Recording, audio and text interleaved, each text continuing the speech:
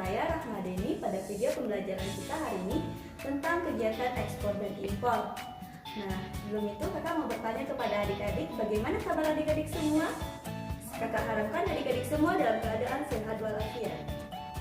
Nah, kali ini kakak ingin membahas tentang kegiatan ekspor dan impor di Indonesia.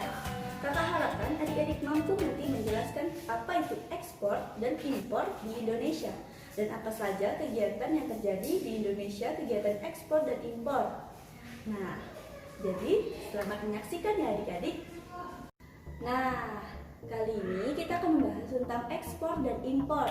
Sebelumnya kakak ingin bertanya dulu kepada adik-adik, apa itu kegiatan ekspor dan apa itu kegiatan impor? Dan bisakah adik-adik menyebutkan apa itu contoh ekspor dan impor?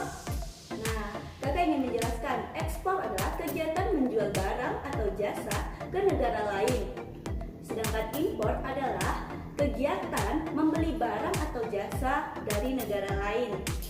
Nah, contohnya kita simak ya barang-barang yang kita ekspor dari negara lain ya. Yang pertama ada lemak beserta minyak hewan nabati. Yang kedua, mesin dan peralatan listrik. Yang ketiga, perhiasan atau permata. Yang keempat, alas kaki. Yang kelima, kayu dan barang-barang lain yang terbuat dari kayu.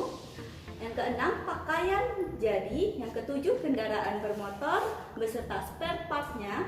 Yang kedelapan, karet beserta barang-barang lainnya yang terbuat dari karet. Yang kesembilan, bahan bakar mineral. Yang kesepuluh, pesawat mekanik. Nah, selanjutnya 10 barang impor. Yang pertama, beras yang berasal dari Vietnam dan Thailand. Yang kedua, jagung yang berasal dari India, Amerika Serikat, dan Argentina.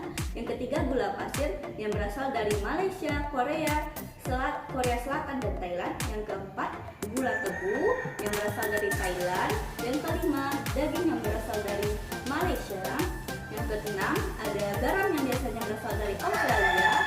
Yang ketujuh, ada susu yang berasal dari Selandia Baru. Yang kedelapan, ada bawang merah yang berasal dari India. Yang kesembilan, ada bawang putih yang berasal dari India juga. Yang kesepuluh adalah yang terakhir, yaitu lada yang biasanya dari Belanda.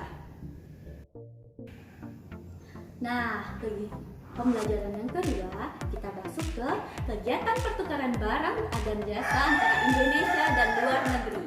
Nah, yang pertama, secara umum pertukaran barang dan jasa antara satu negara dengan negara lainnya dilakukan dalam bentuk kerjasamanya. Antara lain ada kerjasama bilateral, yang itu adalah kerjasama yang dilakukan oleh dua negara dalam pertukaran barang dan jasa. Yang kedua, kerjasama regional, yang mana kerjasama dilakukan dua negara atau lebih dalam satu kawasan atau wilayah tertentu. Yang ketiga, kerjasama multilateral, di mana kerjasama multilateral ini adalah kerjasama yang dilakukan oleh dua negara yang dilakukan dari seluruh dunia. Selanjutnya kita masuk ke materi yang ketiga, yaitu tentang manfaat dari kegiatan ekspor dan impor. Yang pertama, kita dapat memenuhi kebutuhan masyarakat. Yang kedua, pendapatan negara kita akan bertambah karena adanya devisa. Yang ketiga, meningkatnya perekonomian rakyat. Yang keempat, mendorongnya berkembangnya kegiatan industri. Nah, adik-adik, bagaimana video pembelajaran kita hari ini tentang kegiatan ekspor impor di Indonesia? Apakah adik-adik sudah mengerti? Jika adik-adik ada yang ingin ditanya, silahkan komen. Dan jika adik-adik menyukai video ini, jangan lupa like dan subscribe ya. Nah, kita akan bertemu. Semoga pembelajaran kita hari ini bermanfaat dan bisa menambah ilmu adik-adik semua. Tetap semangat belajar dan jaga kesehatannya. Sampai bertemu di pembelajaran kita selanjutnya.